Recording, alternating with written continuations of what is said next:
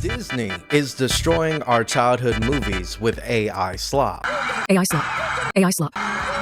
AI slop. With Disney going iron foot to the accelerator in AI, Markiplier's passion project uses practical effects and no AI. Today we're going to be looking into Disney's decision into investing $1 billion into OpenAI. Oh, that's a lot of money, eh?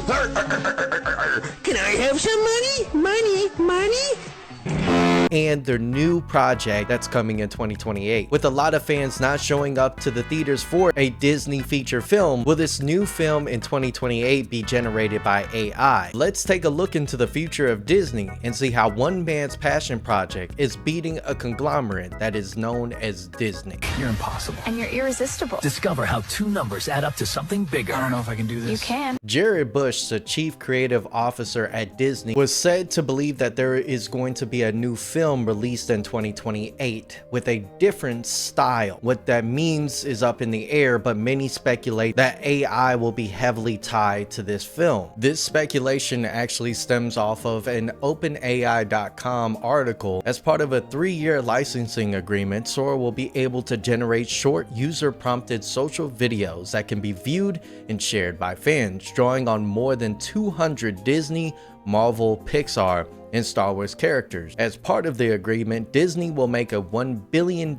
equity investment into OpenAI and receive warrants to purchase additional equity. There is no question when it comes down to Disney's animated movies that the quality has been going downhill. Some remakes is leaving people questioning the very first one. Was the first one good, or was it just a fluke? When you have the movie Wish, an anticipated movie for that 100th anniversary, coming out and absolutely bombing, you can't help but ask the question for the production team that created Wish: was this a passion project behind each and every one of them, or was this just another one of Disney's productions that needed to go out in order to capitalize off of the audience members that are somewhat interested into Disney's mill of movies? With the addition of Disney Plus AI generation, you can't help but find it funny how Disney and Universal actually sues Midjourney over their IP images produced by them, and then all of a sudden turns around and spends $1 billion in an investment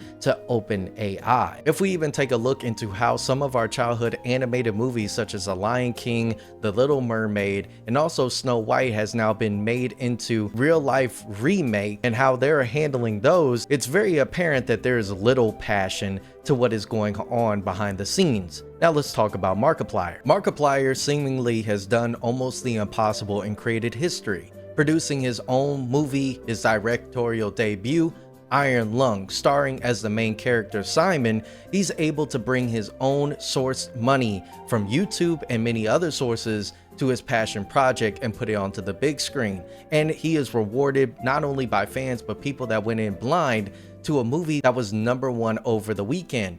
For some reason, Disney has no idea how to bring on people that are passionate and also passionate about the project that they are about to produce. Writers that are behind it 100%. They reuse animated studios to make sure that they have tax benefits instead of acknowledging the fact that in order to gain, they need to take risk. And Markiplier was seemingly able to do the same thing, taking a major risk and actually winning big. For example, Markiplier actually uses a submarine rig not in a CGI way, but actually building a Namco ride in its sense to simulate all of the actionable scenes that happen in the movie. Before we can keep going in this video, make sure to hit that like button, subscribe, where I create more video essays like this on a weekly basis. Now, back to the video. You have Disney that relies heavily on CGI over the years, going away from their 2D hand-drawn aesthetic to now a CGI blotch mess with the bean mouth. A lot of people are absolutely tired of Pixar and Disney animated studios for not pushing the fold, rather playing it safe time and time again with these big production value movies that are just not paying off. With Disney collecting a lot of IPs, destroying a lot of them along the way, and not understanding what people want, it seems as though Markiplier and many other filmmakers, even on this YouTube platform, should replace the people in the production seat. Now, how does AI tie in with Disney? Now, obviously, when CGI became more and more prominent, they used it primarily in the animation studios, and unfortunately, this led to generated movies that took little time to make.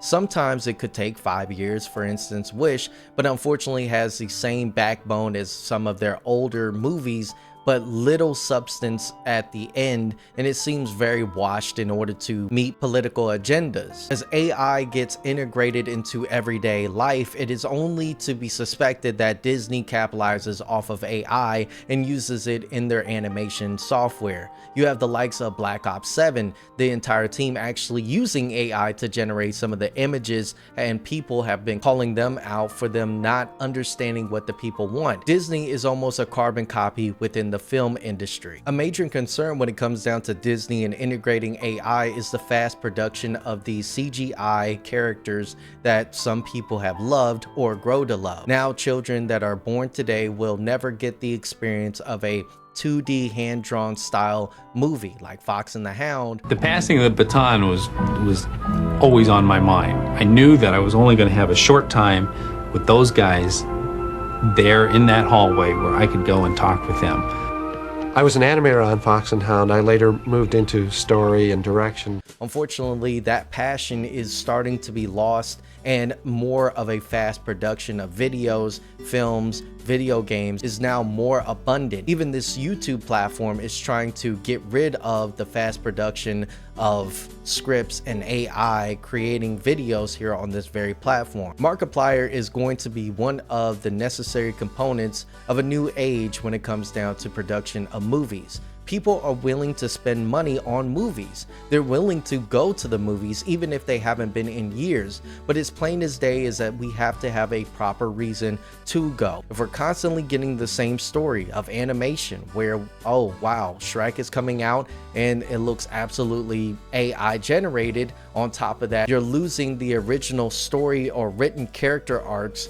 Nobody wants to go to the movies and see a pile of junk. I'm ecstatic to know that Markiplier is actually going to be producing a Blu-ray and DVD, hopefully with behind the scenes, because a lot of times when it came down to Disney and the VHS or a lot of these different kind of mediums to watch it, DVD or whatnot, it was fun to actually see the process, how they created these movies. Unfortunately for my daughter that is young, she will never get to probably understand the creativity that it takes in order to make a movie like this. One of the comments that I had gotten in my last review of the Iron Lung, the individual had actually said the most hated movie that they really did not enjoy was Wreck-It Ralph. But for some reason, when it comes down to the sequel or anything that comes thereafter, they lose touch with what made the very first film magical. They start making it a little too bland, a little too safe, and for that reason, many people end up hating the very creation that some of these studios are making. Take, for instance, Sony Animations. They did not start off strong, but fortunately for that studio, they are taking major risks, such as Spider-Man Into the Spider-Verse or Across the Spider-Verse, and hopefully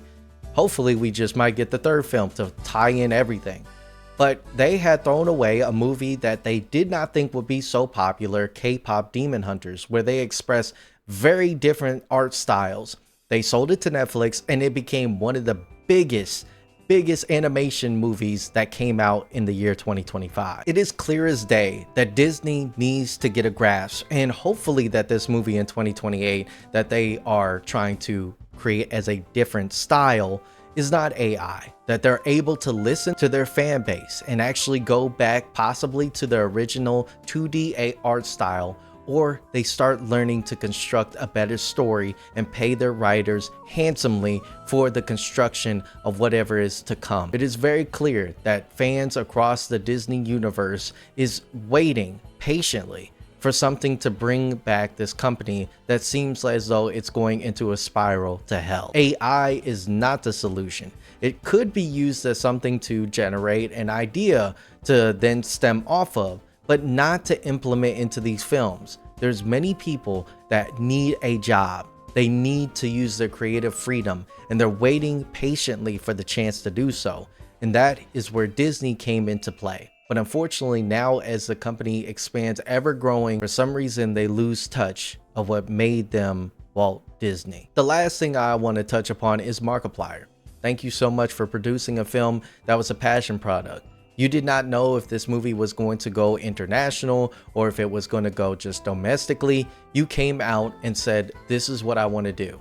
Shout out to this YouTuber for making a fantastic short film here on YouTube and deserves a bigger screen in order to shine a light that YouTube has many filmmakers out here that have creative ideas in order to revive the movie theater. It's dying. There's no denying that. AI is not going to save it. And for that reason, I think that YouTubers or indie studios need a bigger light, not so big that they lose touch of what exactly made them what they are, but they deserve a chance instead of these constant big production, multi-million-dollar filmmaking companies. Thank you so much for watching this video essay on how passion overrides production sometimes. And with that being said, I'll catch all of you in the next one. I'm looking for you.